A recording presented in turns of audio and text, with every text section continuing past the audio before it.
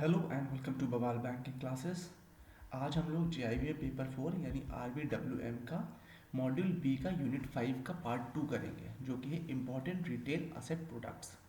इसमें हम लोग डिस्कस करेंगे होम इम्प्रूवमेंट लोन्स के बारे में। होम इम्प्रूवमेंट्स के बारे में क्या जो लोन होते हैं उनके लिए क्या एलिजिबिलिटी है और क्या कंडीशंस है वो पहले डिस्कस करेंगे। तो कोई भी इंडिविजुअल या ग्रुप ऑफ इंडिविजुअल या मेंबर ऑफ कोऑपरेटिव सोसाइटीज़ जो है जो हाउस या फ्लैट ओन करता है वो ये लोन ले सकते हैं। एलिजिबिलिटी जो है, जो भी इंडिविजुअल है उसका एक रेगुलर इनकम होना चाहिए, चाहे एग्रीकल्चर से हो या कोई प्रोफेशनल वर्कर हो वो, या ट्रेड बिजनेस सैलरी कुछ भी हो, लेकिन एक रेगुलर फ्लो ऑफ इनकम होना चाहिए। यदि कोई एम्प्लॉयड पर्सन है तो कम से कम 3 साल की कंफर्म सर्विस उसकी हो चुकी होनी चाहिए। यदि कोई सेल्फ एम्प्लॉयड पर्सन है या कोई बिजनेस पर्सन है तो कम से कम 3 साल का उसका उस इंडस्ट्री में, जो भी रिस्पेक्टिव इंडस्ट्री है उसमें वो रहा हो कम से कम। उसके लिए क्या होगा, ITR वगैरह आप देखते हैं, वो चीज़ें होती हैं उसके लिए। पर्पस क्या होता है, घर का रिपेयर करवाने के लिए, रेनोवेशन के लिए, अपग्रेडेशन, पेंटिंग आदि इत्यादि के लिए। कितना अमाउंट ले सकते हैं, मैक्सिमम 5 लाख रुपए होता है, बट कुछ बैंक्स जो हैं वो 10 लाख तक भी लोन दे देते हैं। इसमें मार्जिन 20 से लेकर 50% तक रहता है। Before moving further please pause the video and go through the copyright disclaimer that this video is for education purposes only. उसके बाद बात करते हैं उसी होम इम्प्रूवमेंट लोन में सिक्योरिटी की। सिक्योरिटी क्या रहती है इसमें, जो भी आपने जिस होम के इम्प्रूवमेंट के लिए है उसका इक्विटेबल मॉर्गेज रहेगा आपका प्रॉपर्टी का, जो कि जिसका रेनोवेशन है आपको करना है।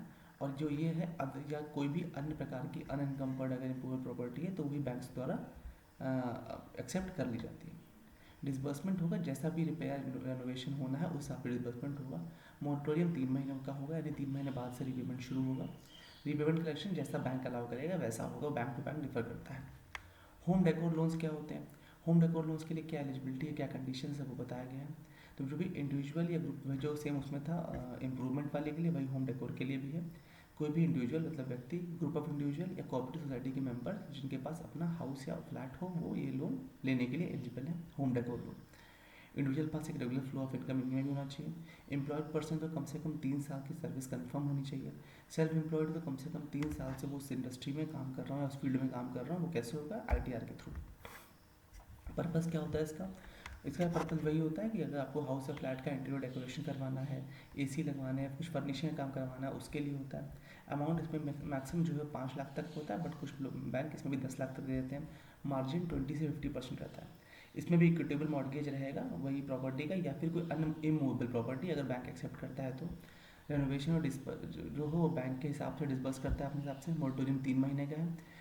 Different banks offer different variation of recovery loan. ये कहा गया है कि जो ऊपर 2 लोन बताए गए हैं इनमें हर एक बैंक अपने अपने प्रकार से अलग अलग प्रकार का प्रोडक्ट बनाता है, बट जो फंडामेंटल अप्रोच है बैंक की वो ऐसी रहती है जैसा कि ऊपर बताया गया है। ठीक है। ऑटो या व्हीकल लोन के बारे में आगे बात करी गई है। इसमें एलिजिबिलिटी क्या है, जो भी इंडिविजुअल्स अगर गवर्नमेंट सर्विस में कंफर्म है या पब्लिक सेक्टर बैंक में, पब्लिक सेक्टर अंडरटेकिंग में काम कर रहे हैं या किसी रेपुटेटेड प्राइवेट ऑर्गेनाइजेशन में या इंस्टीट्यूशन में, वो इसके लिए एलिजिबल है। प्रोफेशनल या सेल्फ एम्प्लॉयड पर्सन भी एलिजिबल है इसके लिए, बिजनेस पर्सन भी एलिजिबल है। अगर कोई एम्प्लॉयड पर्सन है तो उसकी जो नेट टेक होम पे होगी वो 50% से कम नहीं होनी चाहिए ग्रॉस की। ठीक है, जैसे उसमें 40% है वैसे इसमें कम से कम 50% होनी चाहिए। पर्पस क्या है इसका, नई कार खरीदने के लिए या सेकेंड हैंड या यूज्ड कार खरीदने के लिए।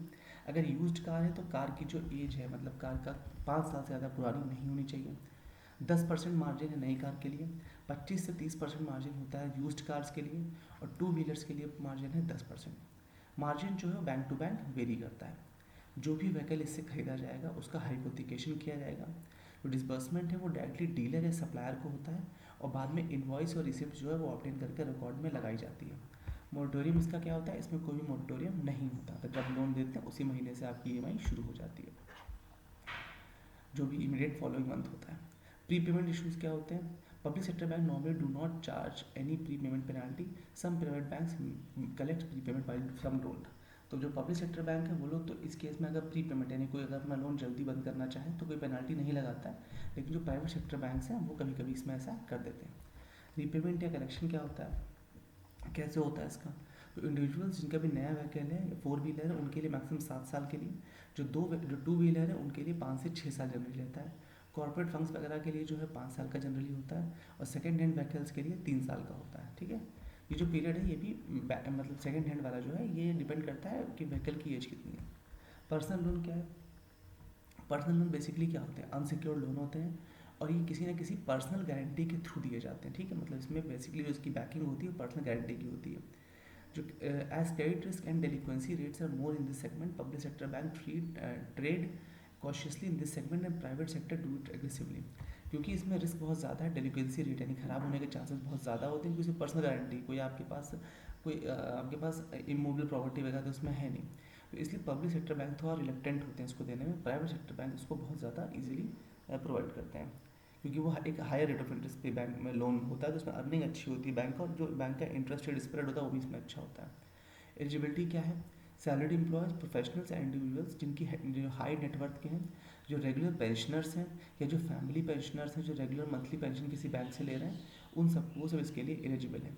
पर्पज़ क्या होता है इसका, जैसे कि खुद की मैरिज के लिए, बच्चों के लिए, डिपेंडेंट के लिए, या किसी प्रकार के मेडिकल एक्सपेंसेस के लिए, या किसी एजुकेशन के लिए बच्चों के लिए या खुद के लिए, या घर का या किसी चीज़ पर रेनोवेशन या रिपेयर के लिए, किसी और प्रकार का पर्सनल यूज़ के लिए ये पर्सनल लोन्स होते हैं। अमाउंट कितना रहता है, जो क्लीन अनसिक्योर्ड लोन है उसमें अमाउंट जो है बैंक टू बैंक वेरी करता है और डिपेंड करता है हर एक स्कीम पर कि आप या टारगेट ग्रुप पर, किस ग्रुप को आप या किस सेगमेंट को आप सर्व कर रहे हो। सिक्योर्ड लोन जो है ये भी amount bank to bank vary करता है और स्कीम पर डिपेंड करता है कि बैंक ने किस सेगमेंट के लिए किस ग्रुप को टारगेट किया है। सिक्योरिटी इसमें क्या रहेगा, इक्विटेबल लीगेड मॉर्गेज रहता है, कमर्शियल रेजिडेंशियल प्रॉपर्टी का हाइपोथिकेशन रहता है, जो भी असेट इससे एक्वायर किए जा रहे हैं उसके ऊपर, ये दोनों ऑप्शन है इसमें। डिसबर्समेंट इसमें डायरेक्टली सप्लायर डीलर को होता है यदि संभव हो तो, ठीक है। और कभी कभी इसमें क्लियर लोन है तो आप सीधे बोरोवर के अकाउंट में भी आप डिसबर्स कर सकते हैं। रेट ऑफ इंटरेस्ट क्या होता है, जैसा भी बैंक टू बैंक वेरी करता है, इसमें किसी प्रकार का मोरेटोरियम नहीं होता है। जो क्लीन और अनसिक्योर्ड ये लोन होते हैं ये बेसिकली आपके 36 हैं, 3 साल से लेकर 5 साल तक EMI जनरली होता है, और सिक्योर्ड लोन जो होता है उसकी 60 EMI होती है। इसके बाद बात करते हैं एजुकेशन लोन की। एजुकेशन लोन में देखिए क्या होता है, जो भी स्टूडेंट्स होते हैं वो चाहे अगर प्रोफेशनल या अदर कॉलेज में पढ़ रहे हैं तो उसमें वो इसके लिए एलिजिबल है। इंडियन बैंक एसोसिएशन ने एक मॉडल एजुकेशन लोन स्कीम बनाई है, इसमें सारी मॉडलिटीज़ दी हुई हैं एजुकेशन लोन संबंधित से, साथ ही साथ कैसे डिस्बर्स करना है वो सब चीज़ें भी उसमें दी हैं। तो जो इंडियन बैंक एसोसिएशन का जो ऑब्जेक्टिव था वो मेन वो ये था जिसकी बैंक में यूनिफॉर्म अप्रोच हो सके इस गाइडलाइंस को लेकर के, मतलब एजुकेशन लोन को लेकर के। अमाउंट ऑफ लोन कितना था, या amount of loan, purpose, approval, requirement college की जो भी होंगी वो सब इसमें दी होती हैं। लोन जो है वो जॉइंटली स्टूडेंट और उनके पेरेंट को दिया जाता है, ठीक है, मतलब उसमें पेरेंट जो है वो भी को बोरोवर रहते हैं। पर्पस क्या होता है, प्रोफेशनल डिग्री, डिप्लोमा आदि करने के लिए। जो अमाउंट कितना रहेगा, यदि इनलैंड स्टडीज़ यदि विद इन इंडिया है तो फिर 10 लाख तक, फॉरेन स्टडीज़ है तो 20 लाख तक, और अगर जो अमाउंट रिक्वायर्ड है वो बैंक टू बैंक डिपेंड करता है, केस टू केस उन्हें कितना अप्रूव करना है। सिक्योरिटी अगर 4 लाख तक है तो कोई सिक्योरिटी नहीं, अबव 4 लैक्स है तो 7.5 लाख, अगर मतलब 4 लाख से 7.5 लाख तक है तो पर्सनल गारंटी लग जाती है उतनी अमाउंट की, और 7.5 लाख से ऊपर है तो किसी टैंजेबल असेट के द्वारा उसको कवर किया जाता है, जैसे कि प्रॉपर्टी लगा दी जाए या कोई गवर्नमेंट स्कीम या गवर्नमेंट को सिक्योरिटी NSC की भी आदि वो लगाई जाए। तो 4 तक कोई सिक्योरिटी नहीं, 4 से 7.5 तक पर्सनल गारंटी, और 7.5 के ऊपर है तो फिर कोई आपको टैंजेबल एसेट चाहिए होता है, ठीक है। डिसबर्समेंट कैसे होगा इसमें, ये स्टेजेस में डिस्बर्स किया जाता है, मतलब सेमेस्टर वाइज या एनुअल पेमेंट, जो भी फीस की डिमांड आएगी उस हिसाब से पेमेंट जो है वो डायरेक्ट इंस्टीट्यूट को किया जाता है, ठीक है। कभी भी डायरेक्ट मतलब उसको इंडिविजुअल को नहीं किया जाएगा, बोरोवर को नहीं किया जाएगा, सीधे इंस्टीट्यूट को पेमेंट किया जाता है। मोरेटोरियम क्या होता है, जो भी 1 साल मतलब स्टडीज़ खत्म होने के बाद 1 साल के पीरियड के बाद शुरू होता है, मतलब 4 साल का अगर कोर्स है तो +1 ईयर यानी 5 साल के बाद आपका रीपेमेंट शुरू हो जाएगा। प्री पेमेंट इशू क्या होगा इसमें, वैसे इसमें किसी प्रकार का प्री पेमेंट चार्ज नहीं होता है, अगर जल्दी भी लोन बंद होता है तो किसी प्रकार का प्री पेमेंट पेनल्टी नहीं है। बट जनरली प्री पेमेंट होता नहीं है एजुकेशन लोन में, क्यों, क्योंकि भाई रीपेमेंट रेट फिक्स्ड है उसका, और स्टडीज़ के बाद ही रेवेन्यू आना शुरू होगा, मतलब इनकम आनी शुरू होगी तभी कर पाएगा बच्चा पेमेंट। बट पेरेंट्स के बाद ऑप्शन होता है कि वो अगर चाहें तो ड्यूरिंग द सर्विस, मतलब जब वो लोन ले रहे हैं या पढ़ाई चल रही है उस समय वो इंटरेस्ट पे कर सकते हैं, तो उसमें उनको टैक्स एग्जेम्पशन ही मिल जाता है जो भी इंटरेस्ट उन्होंने पे किया होता है, ठीक है। कुछ बैंक्स जो हैं वो इसमें 1% का रीबेट भी ऑफर करते हैं अगर आप समय से इंटरेस्ट पे करना शुरू कर दें तो, ठीक है। रीपेमेंट जो है जनरली 60 मंथ्स यानी 5 साल में होता है, जब मोरेटोरियम पूरा हो जाता है तो, यानी 5 साल तक आप इंजीनियरिंग की डिग्री है तो 5 साल तक तो आपने कुछ लिया नहीं, उसके बाद रीपेमेंट 5 साल का टोटल हो गया 10 साल, ठीक है। प्रोसेसिंग ऑफ रिटेल लोन्स, तो रिटेल लोन्स का जो रिटेल एसेट होते हैं उनका सक्सेस डिपेंड करती है बैंक के एक्सपेंशन पे, ठीक है। कि बैंक कितनी तेज़ी में उनका जो रिटेल है उसको उन लोन्स को प्रोसेस कर रहे हैं, और प्रोसीजर जो है वो कितना हैसल फ्री है कस्टमर्स के लिए। बैंक्स जो हैं अलग अलग मॉडल अडॉप्ट करते हैं रिटेल लोन्स की प्रोसेसिंग के लिए। सबसे इंपॉर्टेंट मॉडल जो है रिटेल लोन का वो नीचे बताया गया है, जैसे जिसको बोलते हैं stand alone model and centralise model. देखिए दो तरह के हो गए, एक हो गया स्टैंड अलोन, एक हो गया सेंट्रलाइज।